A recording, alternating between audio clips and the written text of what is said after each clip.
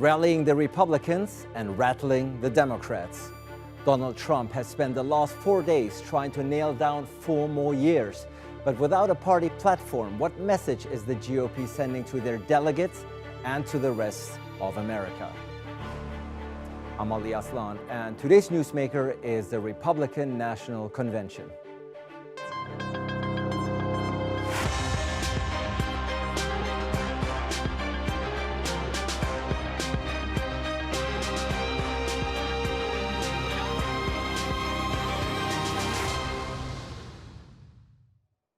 From the first day of the convention, it was clear President Trump and the Republicans weren't sticking to tradition. Doing away with presenting a party platform, something not done in more than 160 years, was just one example, as was Trump's announcement that he'll accept his party's renomination at the White House, raising eyebrows over using the venue for political campaigning. Outside the convention hall, a perfect storm brews: racial injustice, social unrest, and a devastating pandemic. Inside, the focus has been on the man Republicans say can resolve these issues if given 4 more years. Adam Pletz reports.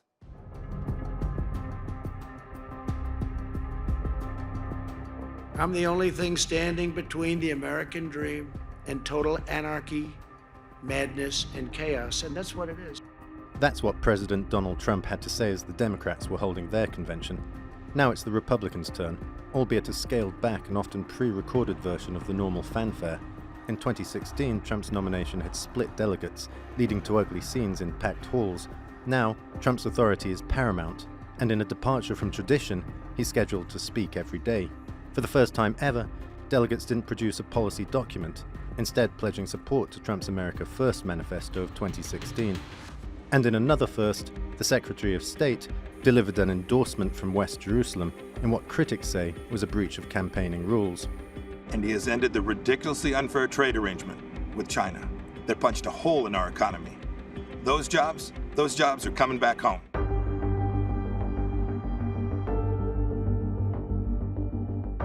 In the face of Democratic accusations that Trump has stirred racial tensions, the only black senator, Republican Tim Scott, delivered a heartfelt appeal for minorities' votes. But it was the First Lady, rather than the President, who empathized with the ongoing Black Lives Matter protests. I also ask people to stop the violence and looting being done in the name of justice, and never make assumptions based on the color of a person's skin. The Trump campaign seems eager to portray a more human, empathetic side to the president. In a series of unconventional events, he's offered a pardon to a felon, met with coronavirus first responders, and attended a nationalization ceremony.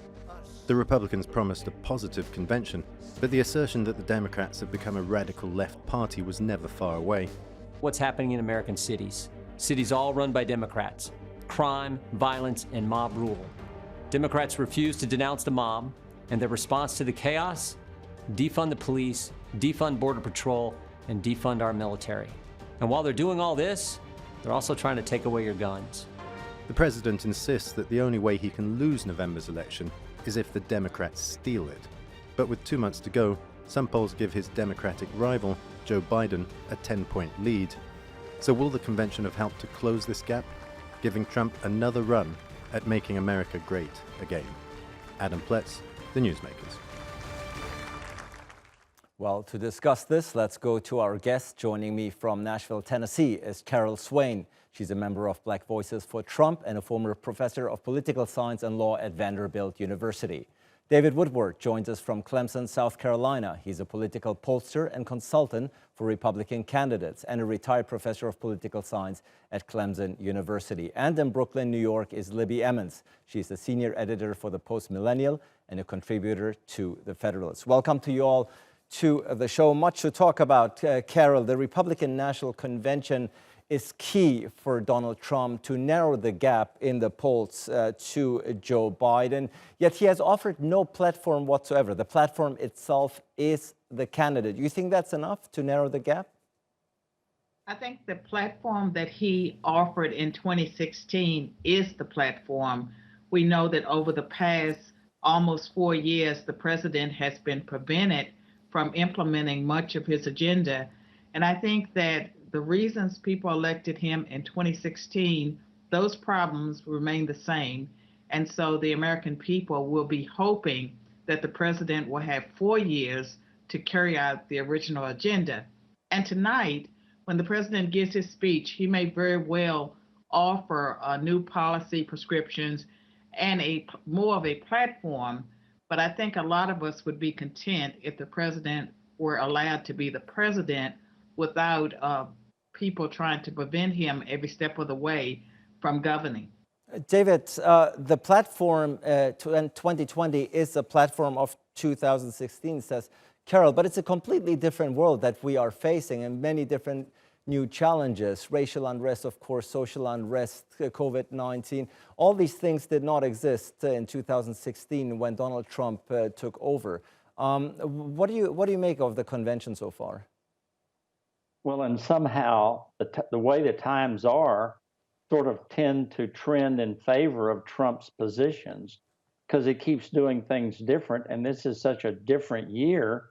It seems like to me that his voice is pretty appropriate for what the electorate might be looking for. I don't really think that the loss of a platform is very significant, except maybe to the media who like to read it. Most voters don't read it. They vote on the person. And I think that's the appeal of this president. Libby, looking at the lineup of speakers, it struck some people that half of the speakers were family members, also rather unusual. And Secretary of State Pompeo spoke from Israel, from Jerusalem. Some people call this unconventional, others even an abuse of executive power. Would you concur? No, I don't think it's an abuse of executive power for Pompeo to be speaking from Israel. Israel is it's a pretty essential issue right now, and he's out there doing his job. And because the convention is virtual, it kind of doesn't matter where in the world anyone is speaking from.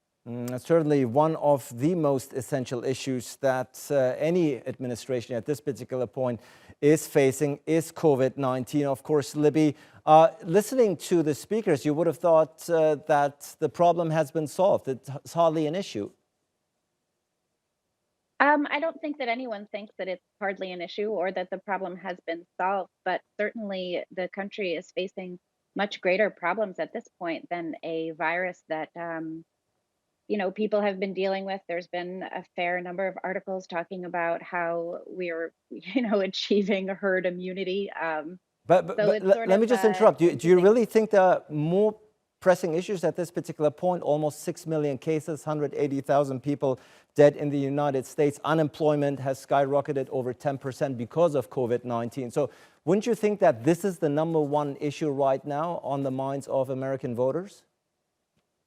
I think the number one issue is that our cities are being burned down by people who are pissed off at their failing leadership. That's the primary issue. The primary issue with regard to COVID is that people were disemployed through no fault of their own. Here in Brooklyn, there have been lines up around the block, hundreds of people just across the street from where I live, needing the city to provide food. These are people who had jobs. These are people who have families that they need to support, that they are fully capable of supporting if the government would allow them to go back to work and would not have completely destroyed businesses and enterprises in my city. And that's happened across the country. I think in large part, what we are seeing in terms of the violence and destruction of American cities has more to do with people having been locked down, disemployed, undereducated, because no one can go and do anything. We're told that we're shallow if we want to go hang out with friends and eat brunch or whatever else, as though somehow breaking bread with fellow human beings is a shallow undertaking, which, as we know from every religious tradition in the entire world, it is not. So I think the major issues have to do with what's going on in the streets in our cities, what's going on with our economy. And yes, we have this virus. The whole world has this virus. And it is the cause of much of this destruction. But right. How long are we going to allow ourselves to sit locked in our homes? Carol, COVID-19 is not the most pressing issue right now facing America, says Libby, but the social unrest that we're facing in several states and cities. Is that also your thinking?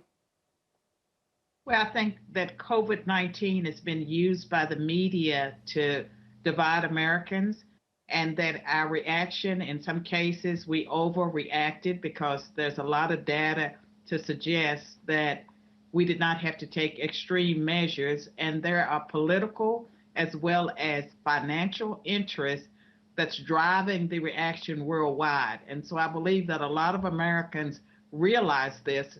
COVID-19 is not the number one issue. The number one issue is whether or not we will lose our country to the political unrest, the chaos, the lawlessness. And one of the things that separates a civilized nation from a barbaric nation is the rule of law.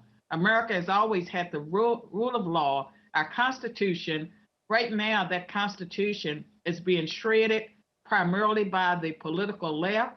And I predict that President Trump is going to win a second term. I've said by a landslide. I don't care by what margin. He's going to win re-election because the political left seems determined to destroy America as we know it. And as far as the coronavirus, if America allows viruses that come from other countries to totally shut down and change our way of life, every nation that hates America has an incentive to send another one our way. Yeah. In 9/11, we came together. We stood. Well, Carol, we did not I hate to interrupt, but the numbers are quite devastating. At the end of the day, we are talking. We are a world. We're talking 180,000 people dead because of COVID-19 in the United States alone. Clearly, this does not concern you. We are a country of 329 million people. The people that have died, some of them died with COVID. Very few people have died of COVID. There's a difference, and there's a political and financial incentive to label deaths as COVID when they aren't. Well, you cannot separate the financial and the political incentives that are behind how we have reacted to COVID. Let's get back to Donald Trump and the Republican National Convention, David, because at the end of the day, what both Carol and Libby are saying, it's the social unrest that we're seeing in the cities and states that are the things that is on our minds. And the candidates obviously are playing to it. Vice President Pence is saying, you're not going to be safe in Joe Biden's America. And Donald Trump is saying, I'm the only one that stands between you and chaos. Quite harsh words. You believe those? Well, I do believe them. And I think that what Carol will remember this, I don't know Libby well enough to know, but in the 1970s, a more important book was The Unheavenly City that said that Nixon's elections were primarily based on disruption, political unrest, the burning of cities, protests, violence, that stimulated the base for the Republican Party. I thought Trump was behind several months ago. But frankly, I think the Democrats are giving him the election by continuing to go to this left side message of violence and anger, and they're intending to power his base and set him up for another win, is what my opinion is. And he should be behind, but he's really surging. David, would you concede that those people who are protesting on the street, they have a point, they have a legitimate concern, they are protesting over racial injustice in the country after George Floyd's murder, as well as Jacob Blake, of course, the most recent example in Wisconsin. Do you think that people out on the street do have a valid concern? I think you may be right. I think many of the people go out of sympathy for this, but it doesn't take very many to turn a sympathetic, peaceful protest into a riot. And that's what's been happening.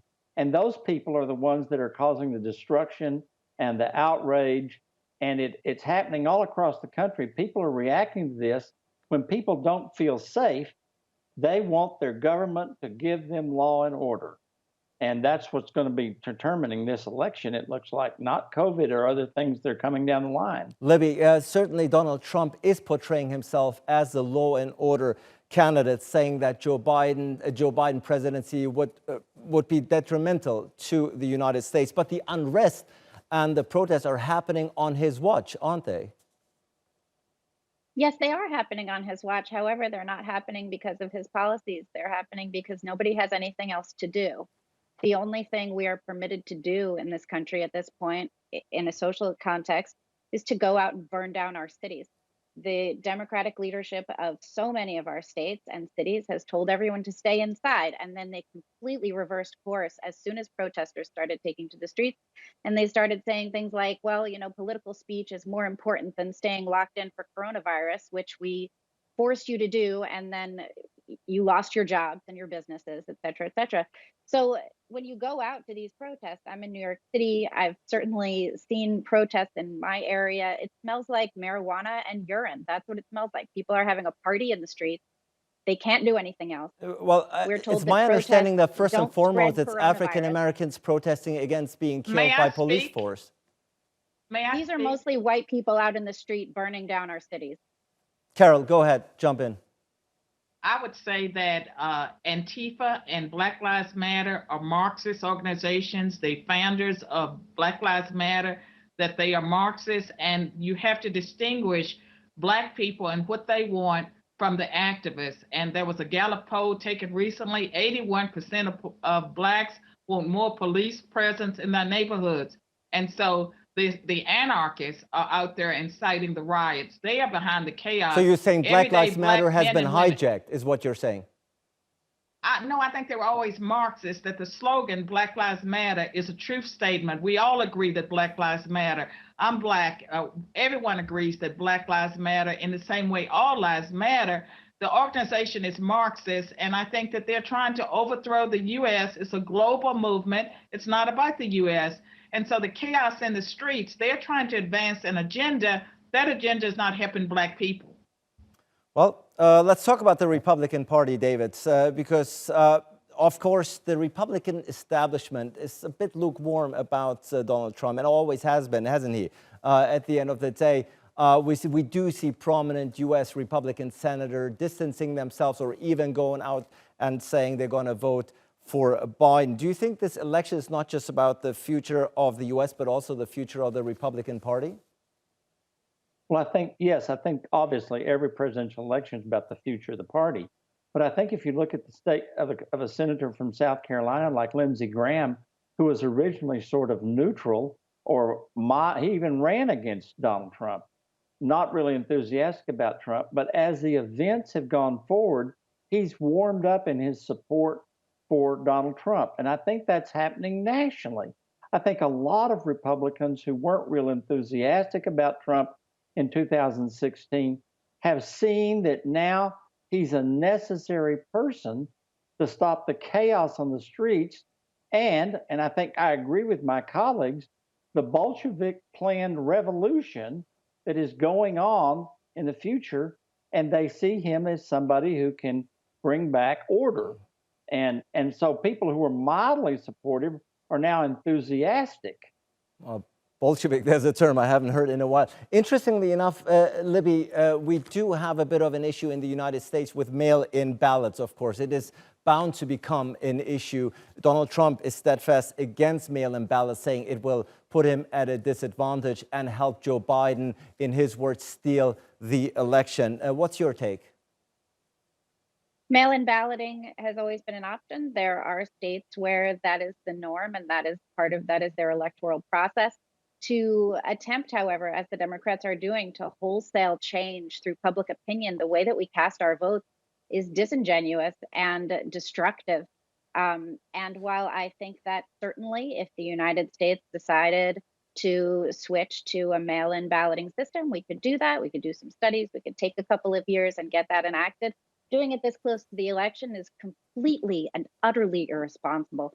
And if the Republicans were saying right now, hey, right now we're going to change the entire way we cast our ballots, the Democrats would be freaking out because it's a stupid idea. It's just absurd that we could change the way that we cast our votes this close to the election, when Pennsylvania had to change the way that they did their voting system. I think it was in 2008. They had 2 years to implement it. They ran it in last November and they ran it in June, and there are still problems. The presidential election is way too important to make drastic changes just a couple of months out because everyone's terrified. Also, as we've learned from the protests, when you are expressing your political speech, you can't get coronavirus. So why are people so afraid to show up at the polls? Carol, the one question that presidential candidates are always asking to make the case for themselves is the country better off than it was 4 years ago? My question to you, do you think the United States is better off than it was in 2016? It's not better off because the president that was elected in 2016 and inaugurated in 2017 was never able to do the job without people trying to overthrow his regime. And Well, you I've could never argue seen every anything president had like the some reaction. pushback from Congress. No. Every president gets at least 100 days. They get a honeymoon period. That president did not get a honeymoon period. And so he's never been able to really govern. I think that he was making great strides until coronavirus.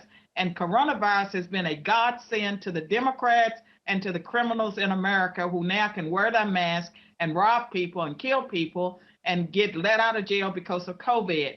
And so, I mean, COVID is something that the Democrats seem to love because they're using it to implement every crazy idea they've ever had. Well, COVID is affecting 200 plus countries, not just the United States, to be fair. Now, I'm telling you how the U.S. is using it. I mean, Sweden and Switzerland and some of those other countries have had more common sense.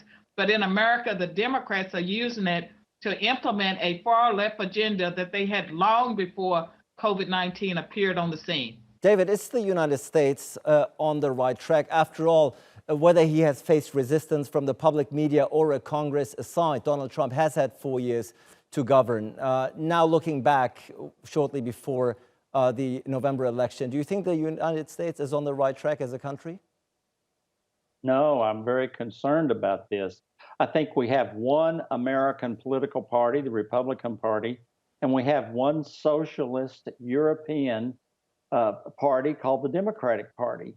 And that party wants to implement fundamental change everything about the history of the country. And I think that's why this is such a vivid election and such a tense election, because the Democrats will not let up from their far left agenda.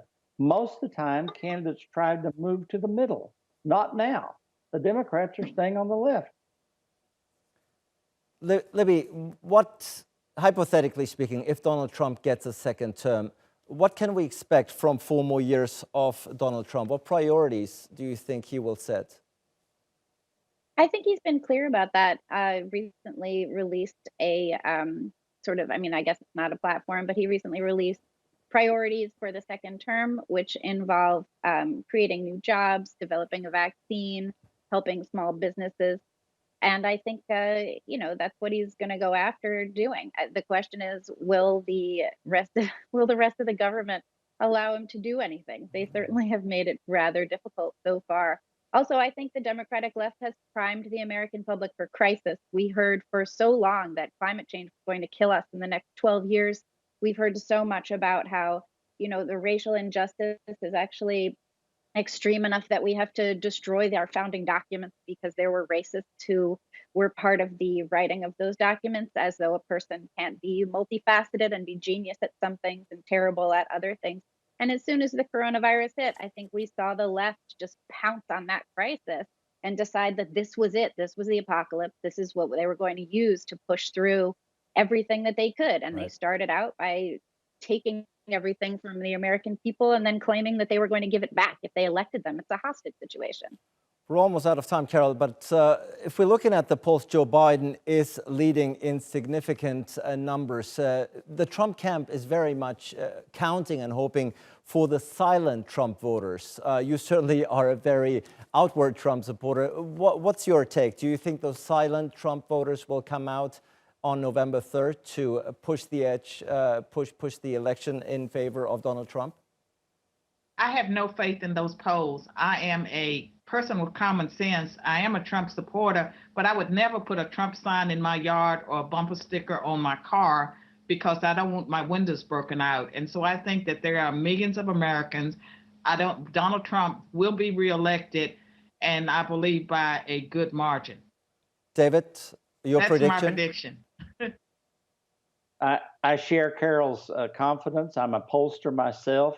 I've polled many times and sat in the call center when the calls come in and been surprised by the outcome. and I did that in 2016. I believe that Donald Trump is surging right now, especially among a lot of people who don't get calls and aren't being polled. But I believe that this is going to be a significant election because of what he's going to do. So predicting a deja vu of 2016 with the Democratic Party candidate very significantly in lead and then ending up to lose the election. Carol Swain, David Woodard, and Libby Emmons, thank you so much for this discussion on the Republican National Convention. And thank you out there, of course, for watching.